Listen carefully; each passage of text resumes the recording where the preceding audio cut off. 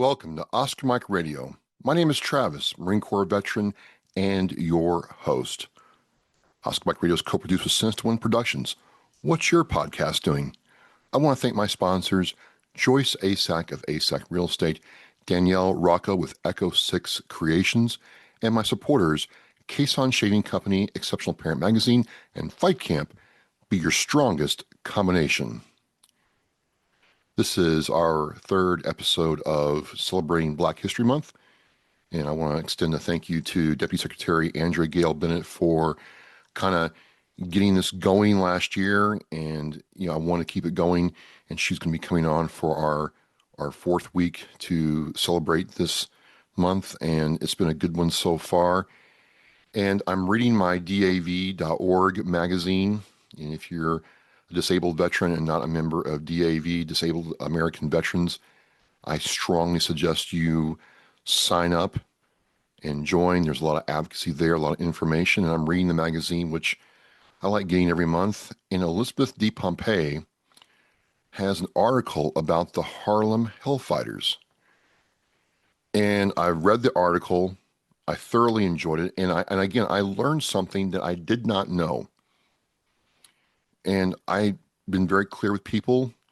Year 8 was like, hey, there's a lot about the military, the veterans' experience that I will never know. And I'm fully willing to admit that. And so I think it's why it underscores why having focused series on certain parts of the veteran history, lore, or annals is important, because I would have never come across the Harlem Hellfighters unless I had gone through, Harlem itself or ran into somebody. And so thank you, Elizabeth, for writing this article. Thank you to the DAV for the magazine and putting it together. I enjoy reading it. And so I'm going to go over it. I went like focused on this, and I want to tell you the story, because it's incredible and infuriating at the same time, kind of almost like the Massachusetts 54th, but different in a way. So setting the stage, it's February 17th, 1919, New York City. A 100-piece jazz band is marching up Fifth Avenue, and you can barely hear them over the roar of the crowd. Two solid walls of Americans cheering themselves hoarse. Soldiers decorated with flowers like bridesmaids, one newspaper put it, or brides. These weren't just any soldiers coming home from the Great War. These were the men of the 369th Infantry Regiment, the Harlem Hellfighters. And their story? Well, thank you, Elizabeth, for telling this, because this is one that every veteran needs to hear. Now, World War I was a brutal war, and it's important, I felt, that anytime we get a chance to talk about World War I, we should, for many reasons. And this unit was no exception to what they faced in World War I.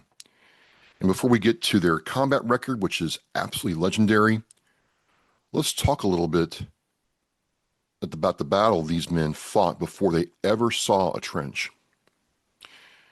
Now, again, from last week's episode, we know that black men, black Americans, have always served in uniform since the Revolutionary War.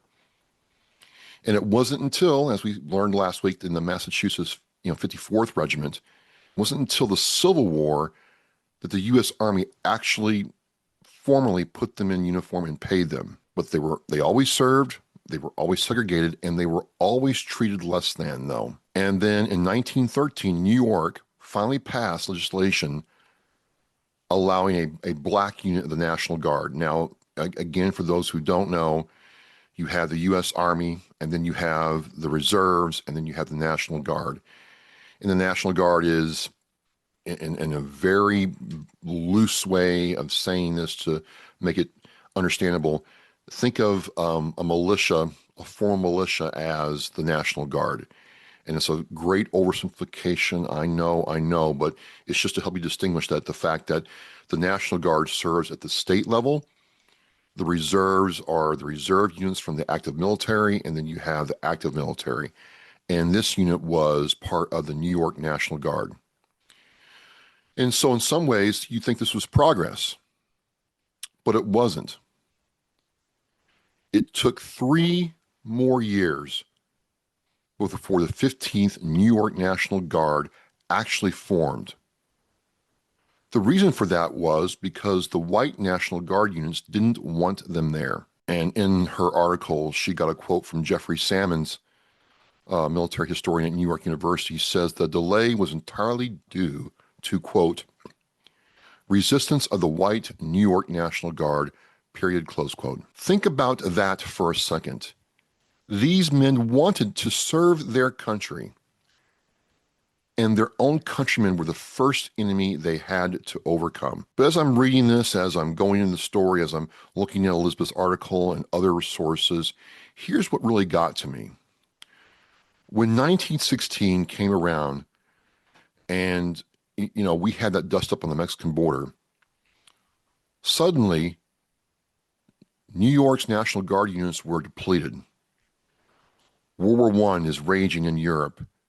And wouldn't you know it, wouldn't you just know it, they needed soldiers. They needed people to answer the call. Retired Army Colonel Kervesky Salter puts it perfectly. We need men in the war effort, and it doesn't matter what color they are. Convenient, right? But here's the thing, and this is what every veteran listening will understand. Thousands of black men answered that call anyway.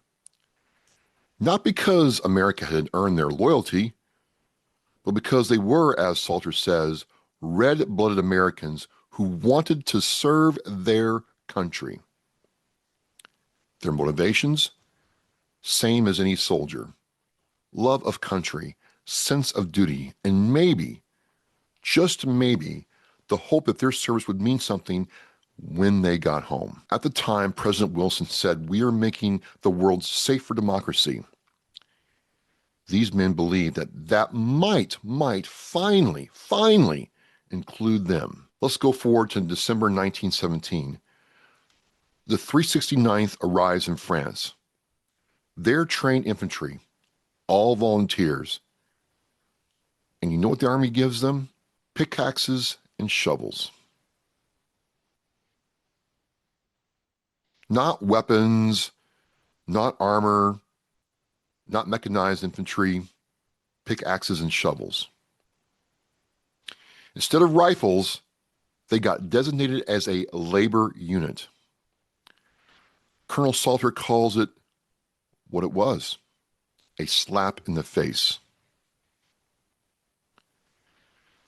But here's where the story takes a turn.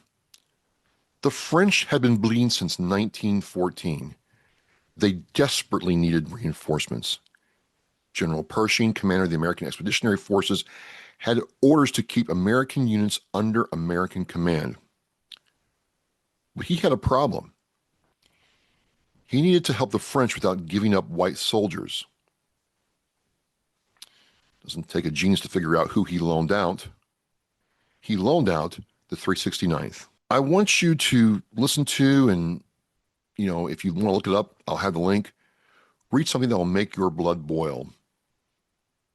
When Gina McVeigh, granddaughter of the 369th soldier Lawrence McVeigh, was researching her grandfather's unit, she found a letter from AEF headquarters to the French. This letter advised French forces to not eat with black soldiers, not to shake their hands, and get this, not to commend too highly the black American troops. Why? Because contact with the French might, quote, inspire in black Americans aspirations to which from them appear intolerable, period, close quote. I'm going to say that again. Contact with the French might, quote, inspire in black Americans aspirations to which to them appear intolerable, close quote. Gina McVeigh said it broke her heart. And even now, it should break all of ours. But the story changes again. Here's what happened next, and this is why every veteran needs to know this story. Every American needs to know this story. Under French command, the 369th became legends. 101 days under fire, longer than any other American regiment. Never lost a prisoner. Never gave up a foot of ground, and fought in the Mons Argonne offensive and captured the village of Chahalt. Private Henry Johnson became the first American ever awarded Francis Croix de Guerre. This man fought off a German raiding party in hand-to-hand combat. We're talking knives, rifle butts, and pure determination. Lawrence McVeigh also wore the Croix de Guerre after leading an attack that left him with a gunshot wound in the arm. In total, 170 members of the 369th received France's highest honor. I want to say it again for those in the back. 170 American soldiers received France's highest honor while their own country, us, was telling the French not to shake their hands. Let's go back to February 17th, 1919. A little over 100 years ago. You know that parade I mentioned at the beginning? It was glorious.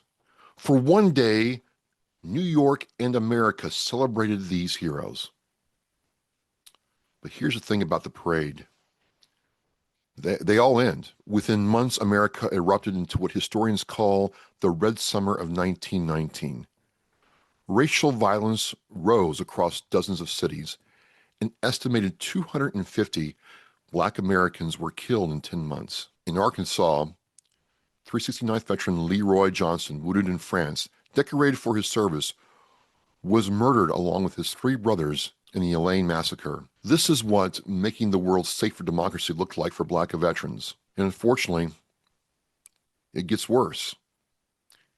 In 1925, the Army War College released an official report on Black soldiers. This official Army document called Black Americans as inherently weak in character and claimed they had failed in World War I.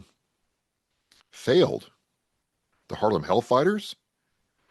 The most decorated American unit of World War I? Professor Sammons, a professor emeritus at New York University, calls this document devastating because it institutionalized a denigration of Black soldiers. This document remained in official Army doctrine through World War II. It wasn't until 1948, 29 years after the Hellfighters came home, that President Truman finally desegregated the military. Here's one thing that really gets me as a veteran at times, and it's the context perspective around recognition. And so I want to recognize just a handful of these brave soldiers from the 369th. Lawrence McVeigh, Purple Heart in 1933, 13 years after being shot.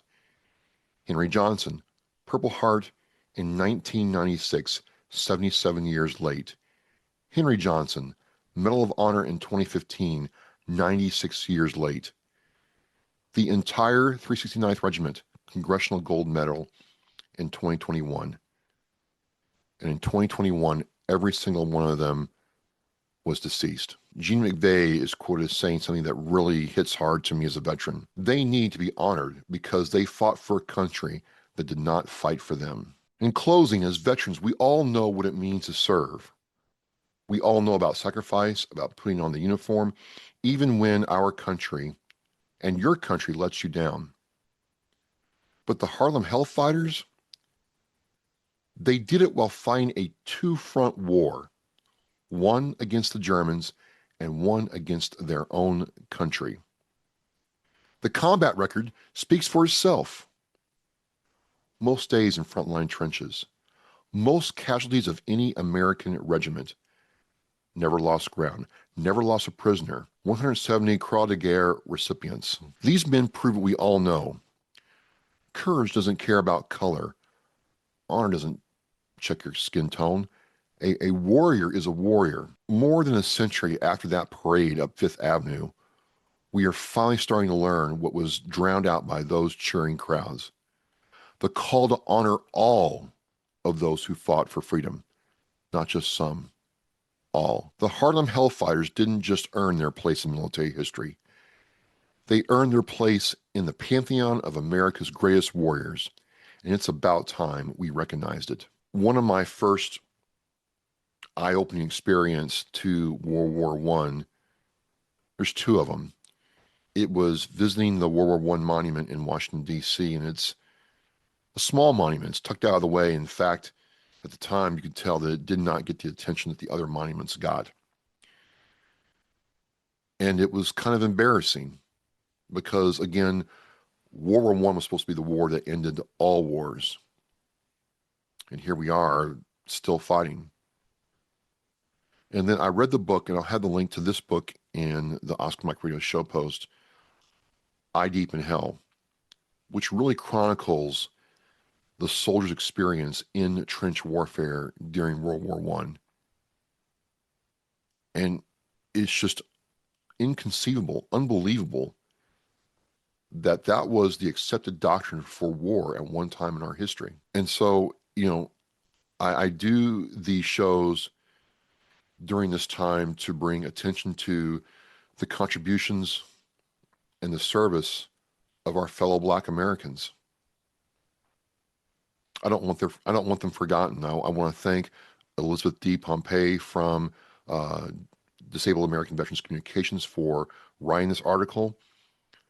A lot of the substance and context from this show came from that article.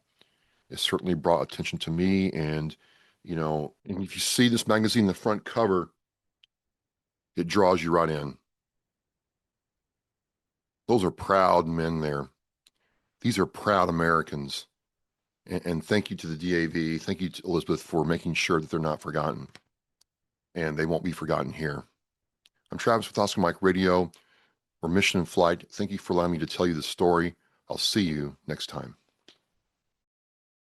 Every generation, every sacrifice. Our nation's service members have stood up for our freedom, our families, and our future. Now it's our turn to stand up for them. This year, you can honor their service in a deeply personal way by sponsoring a $17 Veterans Wreath. Each wreath is more than a symbol. It's a heartfelt tribute to the heroes who served and to the families who carry their legacy. Visit wreathsacrossamerica.org to sponsor a wreath today.